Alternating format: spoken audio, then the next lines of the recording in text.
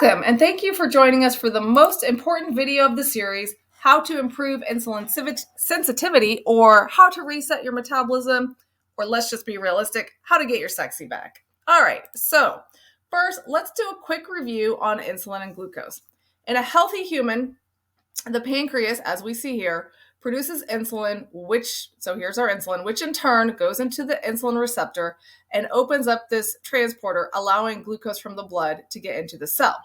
If your pancreas cannot produce insulin, then you would be considered a type 1 diabetic, and you would have to inject yourself with insulin in order to control blood sugar. If you have metabolic syndrome, you are in the stage right before the development of full-blown type 2 diabetes. This means one of two things. Your pancreas may currently be producing extra insulin in an attempt to open the cell's glucose transporter in order to pull that glucose out of the blood, or your pancreas may be at a point where it is fatigued from producing all that excess insulin and is now not able to produce enough insulin. All of this matters because insulin is a fat storage hormone, and where we store the fat on our bodies is incredibly important in the development of health complications. Some people may be overweight, but if they are storing it around their hips or their buttocks, it is much less risky for their health than it is if they are storing it around their midsection and therefore their internal organs. This fat that gets stored around our internal organs is called visceral fat. So that's the really risky fat versus subcutaneous fat, which is found just under the skin. Fat is composed of cells called adipocytes, and these fat cells send out signals called adipokines. Adipokines consist of hormones like leptin, and this particular hormone, leptin, is supposed to make us feel full. However, in many overweight people, the body develops a resistance to this hormone, creating what we call leptin resistance and a state of constant hunger.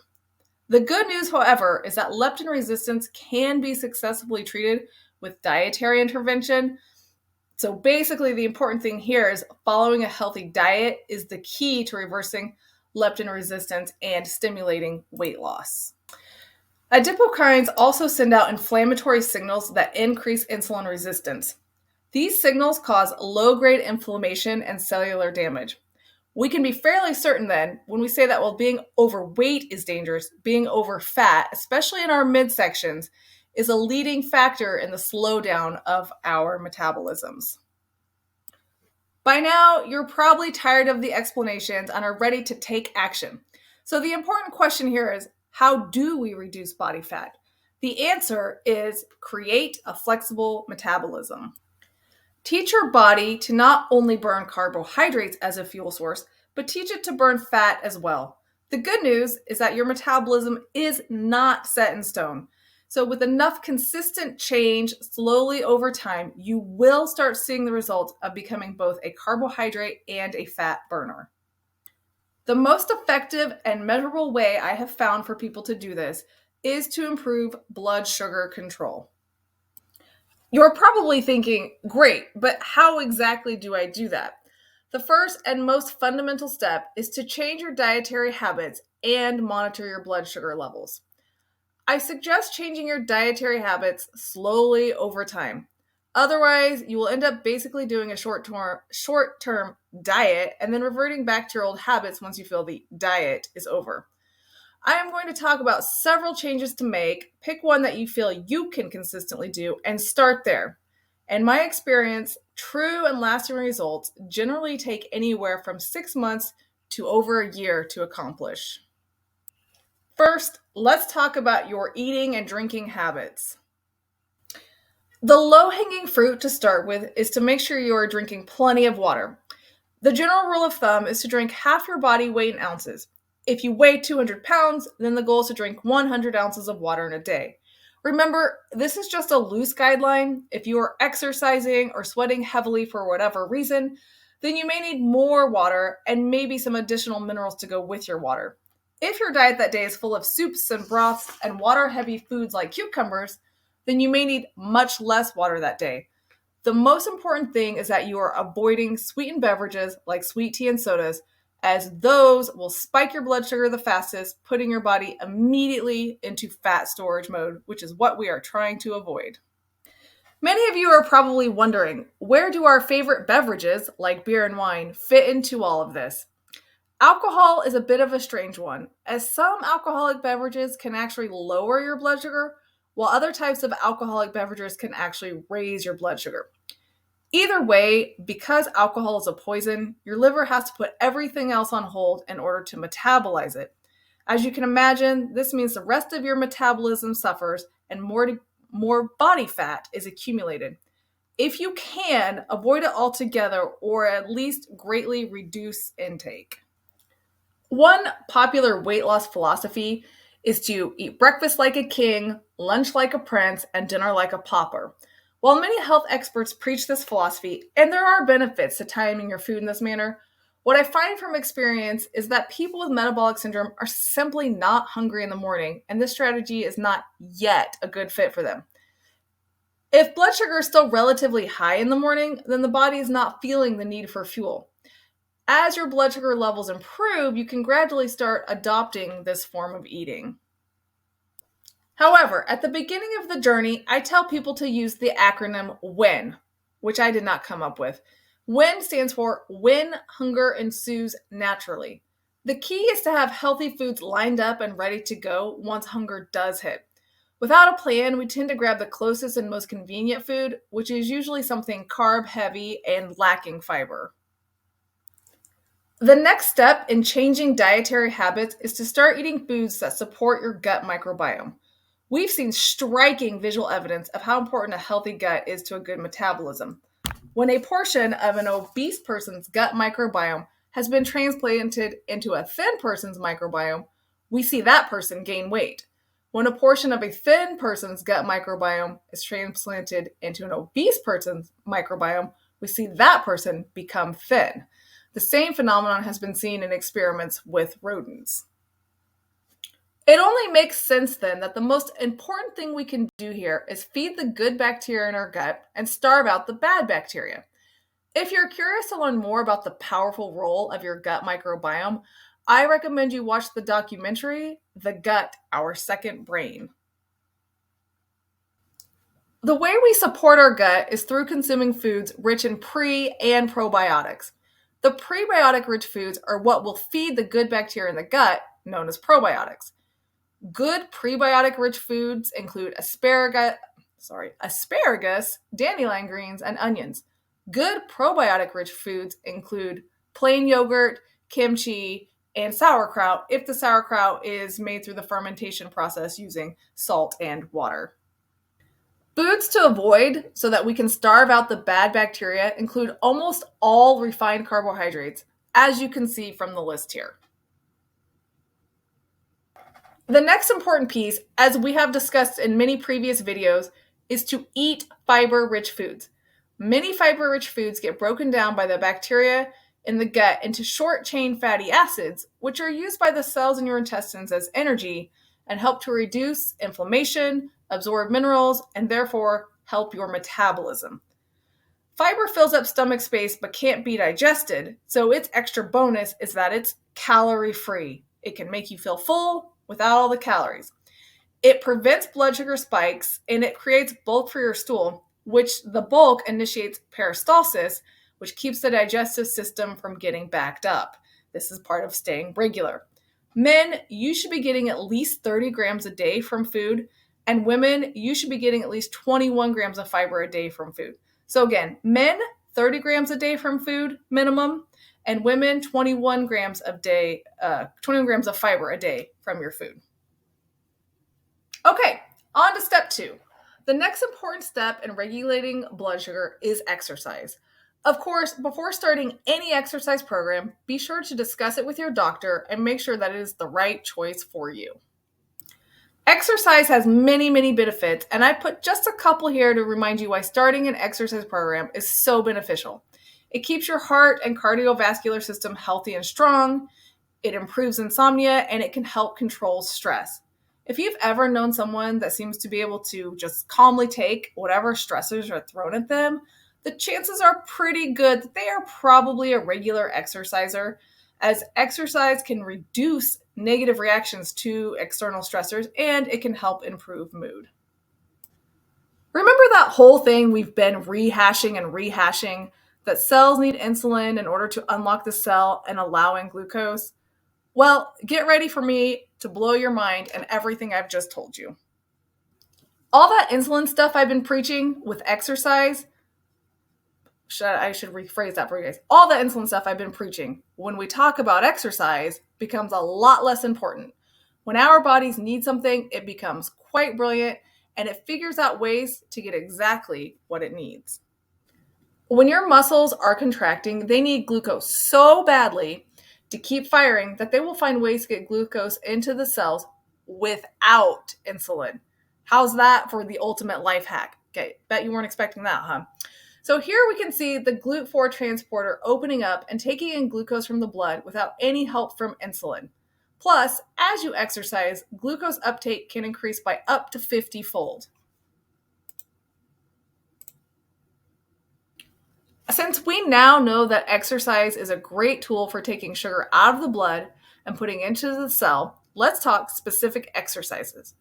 Remember hemoglobin A1c, which is the number of sugar molecules attached to your red blood cells that tells us if you ate too many cupcakes over the last 3 months? Do you also remember that we want that number to be under 5.7%? Of course you do. So let's discuss how to bring that number down with exercise. Specifically, the types of exercise shown to cause the most improvement in hemoglobin A1c over a relatively short period of time. In this case, our short period of time is 8 weeks. First, we have walking.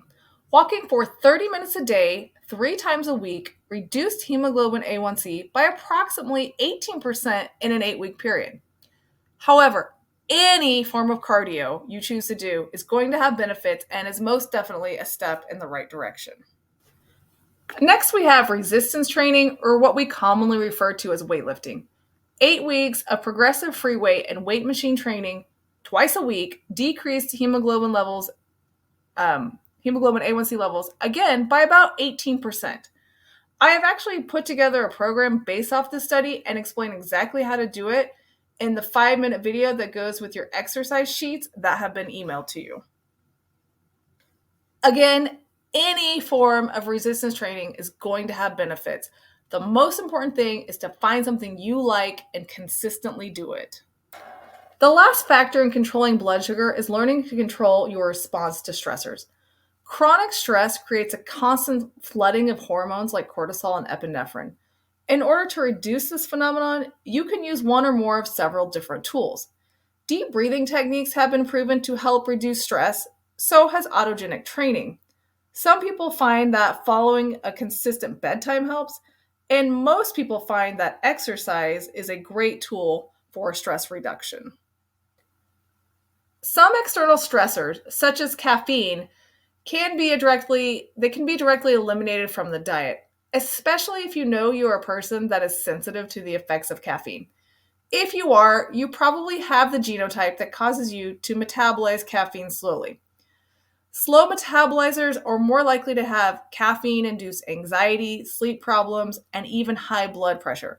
So if you are one of those people, it may be in your best interest to skip the coffee. If you get to where you feel you are doing all the right things and blood sugar levels are still high, there is a possibility that there are other factors impacting your blood sugar. One of the factors that influences blood sugar levels is female hormones. Estrogen and progesterone can interfere with normal insulin signaling, causing temporary insulin resistance. So you may want to take the timing of your cycle into account when you are testing for blood sugar levels. Common medications and drugs can also influence blood sugar, such as birth control and corticosteroids, and drugs like nicotine can also have an impact on blood sugar levels. Genetics may also play a role in blood sugar regulation. For example, mothers who develop gestational diabetes may have a genetic predisposition for the pancreas to not produce sufficient amounts of insulin. This does not mean that your metabolism can't be improved. It just means that it may be more challenging, which is why comparing your progress to others is always counterproductive. Focus on you and do your best and forget the rest, right? That's the famous P90X quote. And here's kind of a fun fact for you about certain supplements. Certain supplements can look like high blood sugar, but is really just a supplement. And in this case, I'm talking vitamin C. Because vitamin C and the glucose molecule look very similar in structure and utilize some of the same glucose transporters, your glucose readings may end up looking higher than they actually are if you have taken a vitamin C supplement. So keep this in mind as you take your readings. Also, keep in mind the more carbs you eat, the less your body is able to use what vitamin C it does have available. Another important piece of information to keep in mind when it comes to measuring your blood sugar is called the dawn phenomenon. If you are only checking your fasting blood glucose in the morning and it continually reads high, in my personal experience, this does not mean your overall glucose throughout the day is not improving. It means your body is flooding you in the morning with a rush of hormones like cortisol and epinephrine in order to get you up and moving. What I suggest you do is continue to monitor your sugar levels throughout the day and see if they're starting to at least occasionally dip into the fat burning zone. If they are, you're on the right track. And here you can see a picture of a client who was experiencing this, but then as the day went on, their blood sugar went more and more into those appropriate zones, which are ultimately the end goal. If you're unsure how often and when to test your blood sugar, a good place to start is with your fasting glucose. Then I recommend testing 1 hour after a meal with the eventual goal to be in a range between 90 and 130. Then test again 2 hours after a meal with the goal to be between 90 and 120. As you get started, don't expect to see those numbers already in those ranges, but know with the proper diet and exercise, they will eventually get into those ranges. If you have access to a continuous glucose monitor, I suggest you use that to help you track your numbers and monitor your progress. To recap, the first step to getting a flexible metabolism is to eat to support your gut. You do this through eating high fiber foods, quality proteins, and healthy fats like avocados and olive oil.